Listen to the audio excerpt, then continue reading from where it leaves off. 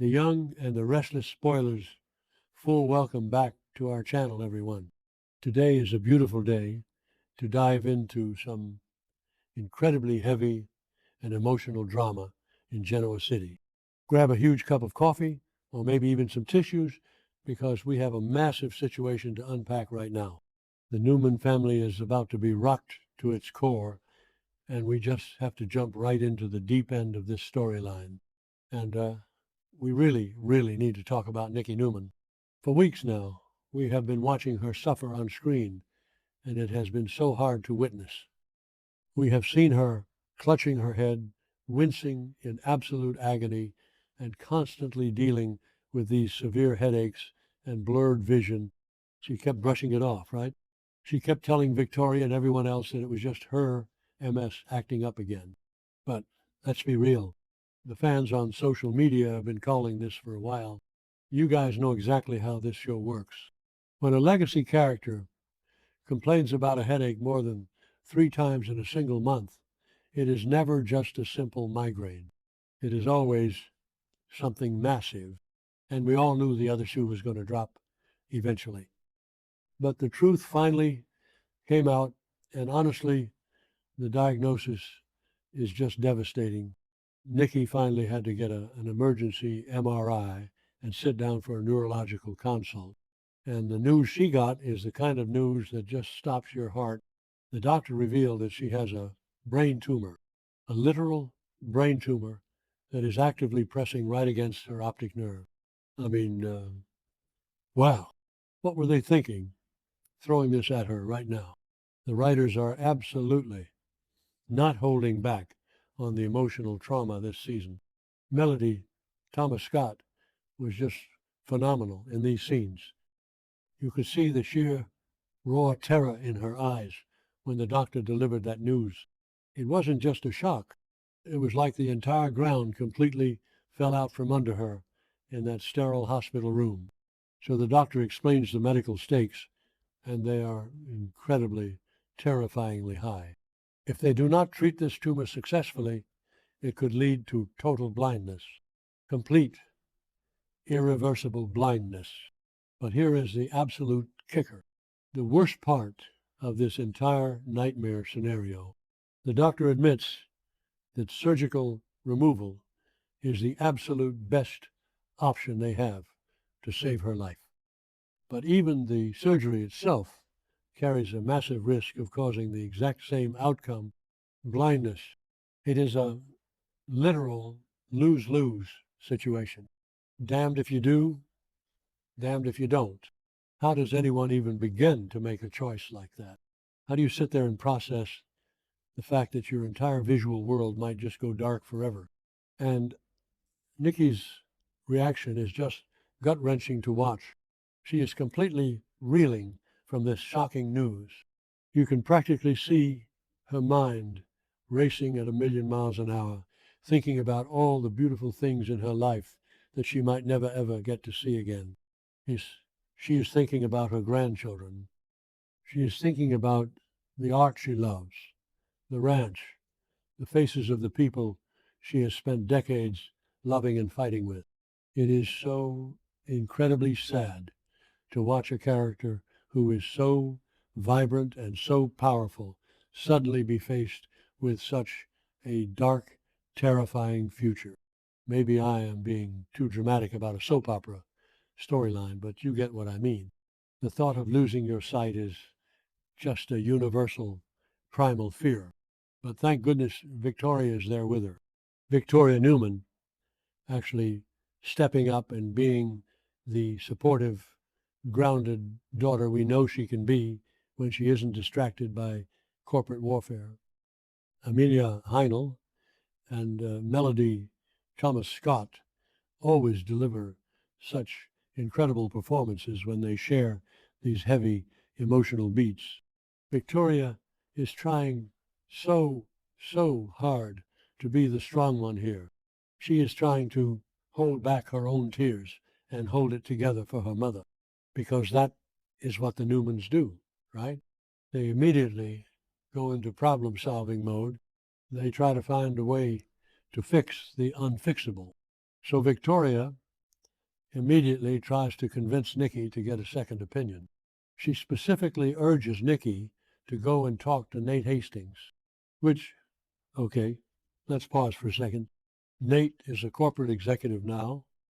He has been sitting in boardrooms arguing about Chancellor Winters and dodging family drama for months. Is he really the guy we want looking at complex neurological brain scans right now? I guess he used to be a brilliant surgeon, so maybe it makes a little bit of sense, but it still feels a bit clunky. But Nikki is just not having it anyway. She is in a state of total despair. She basically tells Victoria that they cannot deny what is right there on the MRI film. The tumor is there. A second opinion from Nate or anyone else is not going to magically erase a mass from her brain, and she is right. But Victoria is just desperately trying to give her mother some shred of hope. She wants to reassure Nikki that she will get the absolute best care in the entire world. And then comes the biggest, most frustrating point of contention in this whole mess. The giant elephant in the room. Victoria practically begs Nikki to tell Victor what is going on, because of course he needs to know the man is her husband. They might be separated right now, they might be fighting, but he is Victor Newman. He has infinite resources, top-tier doctors on speed dial, and he loves her fiercely. But Nikki absolutely shuts that idea down. She flat out refuses to tell Victor. She completely rejects the notion of bringing him into this. Why? Because she doesn't want his pity. She literally says she doesn't want his pity and thinks they can just manage all of this treatment on their own without him. And honestly, this makes us want to pull our hair out. What is she thinking? Who actually believes this is going to end well? Keeping a massive, life-threatening medical secret from Victor Newman is literally the worst idea anyone has ever had in the history of this show. It never works. It always blows up. Let's zoom out and look at the bigger pattern here for a second. Every single time someone in Genoa City keeps a medical secret to protect their family, it causes 10 times more damage when the truth finally comes out. And Victor and Nikki have been in such a weird, sour place lately anyway. They are separated. They have been arguing constantly. Victor has been so incredibly focused on his dark revenge plots against Jack and Diane and Phyllis. Remember a few episodes ago when he tried to ask Nikki about her headaches, and the whole conversation just turned into a bitter, defensive argument? So in a way, we get why she doesn't want to go to him right now. She is feeling incredibly vulnerable, and she doesn't want the great, powerful Victor Newman to look at her like she is broken. The pride of Nikki Newman is just too big to swallow, even in the face of a brain tumor. But keeping this from him is going to cause an absolute explosion. You guys know he is going to find out, probably in the worst, most dramatic way possible. He will probably have his security team track her car to the hospital, or he will overhear Victoria talking on the phone. And when Victor finds out that Victoria knew about this fatal tumor and didn't tell him, oh boy, the wrath of Victor Newman is going to be unleashed on everyone in his path. We can already see the veins popping in his forehead. He is going to lose his mind. We just keep thinking about how this fits the show's usual style. The secret illness trope is such a classic soap opera move. It happens every few years. But this storyline feels a bit different this time because of the specific lingering risk, blindness. That is a permanent, life-altering disability that they are dangling over a beloved legacy character. Will the writers actually go through with it? Will Nikki Newman actually lose her sight?